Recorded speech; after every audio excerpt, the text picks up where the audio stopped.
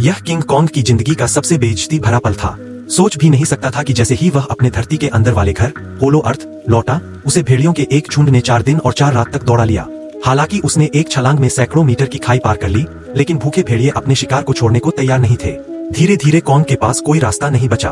तब उसने अपना खतरनाक दाव दिखाया, मगर भेड़िए फिर भी पीछे नहीं हटे। जैसे ही एक भेड़िया उस पर झपटा, वह दरअसल कॉन्ग का जाल था। भेड़िया गड्ढे में गिरा और नीचे लगे नुकीले लकड़ी के खूंटों से छलनी हो गया। असल में कॉन्ग ने खुद को शिकार बनाकर और ज्यादा शिकार को फंसाने की योजना बनाई थी। उसने एक पैर का ठूंठ धक्का देकर गड्ढे में गिराया और सारे जाल एक साथ सक्रिय हो गए। पलक झपकते ही भूकंप जैसा माहौल बन गया और पत्थर गिरने लगे। भागने का मौका भी नहीं मिला और पूरा भेड़ियों का झुंड मलबे में दब गया। लेकिन धूल छंटने के बाद भी कुछ भेड़िए हार मानने को तैयार नहीं थे। गुस्से में कॉन्ग ने भेड़ियों के सरदार को उठाकर 2 टुकड़ों में फाड़ दिया। यह देखकर बाकी भेड़िए डरकर भाग गए। हालांकि उसे काफी खाना मिल गया, लेकिन कॉन्ग खुश नहीं था। उसके दांत में तेज दर्द था। दरअसल उसका मसूड़ा संक्रमित हो चुका था। तभी पीछे छिपा एक टीरेक्स मांस का टुकड़ा उठाकर भाग गया। कॉन्ग उसे पकड़ने ही वाला था कि उसे दूर से किसी अपने जैसे की आवाज सुनाई दी।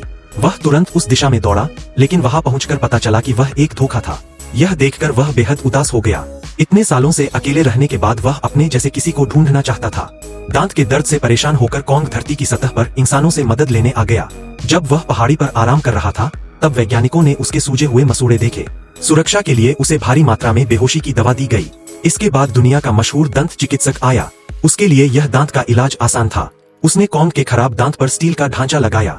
जैसे ही ऑपरेशन शुरू हुआ, मशीनों की मदद से उसका विशाल सड़ा हुआ दांत निकाल दिया गया। जब कॉन्ग होश में आया, तो उसने देखा कि उसका दांत अब एक मजबूत धातु एडमेंटियम का बन चुका है। इससे उसका आत्मविश्वास वापस आ गया। उसी समय लैब में धरती के अंदर से मदद का सिग्नल आया। वजह जानने के लिए वैज्ञानिकों ने एक टीम बनाई और कॉन्ग के साथ एक पोर्टल से होलो अर्थ में प्रवेश किया। वहां पहुंचते ही कॉन्ग को एक अजीब सी ऊर्जा महसूस हुई। उसने अपना पुराना शाही कुल्हाड़ा निकाला और उस दिशा में बढ़ा। एक गहरी दरार में कूदते हुए वह एक नई दुनिया में पहुंच गया, जहां उसे अपने जैसे प्राणियों की हड्डियां मिली। तभी उसे दूर से अपने जैसे की आवाज सुनाई दी। वह आगे बढ़ा और धुंध के बीच एक विशाल आकृति देखी। जब उसने पास जाकर देखा, तो वह उसके जैसा ही एक और जीव था। कॉन्ग ने दोस्ती का हाथ बढ़ाया, लेकिन सामने वाले ने उसे काट लिया और भाग गया। कॉन्ग उसके पीछे दौड़ा, तभी पीछे से एक खतरनाक गंजा बंदर आ गया। कुछ ही पल में कई बंदरों ने मिलकर कॉन्ग पर हमला कर दिया, लेकिन लड़ाई में कॉन्ग का कोई मुकाबला नहीं था। उसने सबको आसानी से हरा दिया। यहाँ तक कि जब दुश्मन ने उसका कुल्हाड़ा पकड़ लिया, तब भी वह टिक नहीं पाया। जैसे ही कॉन्ग अपना हथियार उठाने वाला था, एक और ने पीछे से हमला कर दिया। गुस्से में कॉन्ग ने उसे ही हथियार बनाकर बाकी दुश्मनों को पीट दिया। हालांकि वे कमजोर थे, फिर भी मिलकर उसे हराने की कोशिश कर रहे थे। एक बंदर खाई में गिर गया, लेकिन कॉन्ग ने उसे बचा लिया।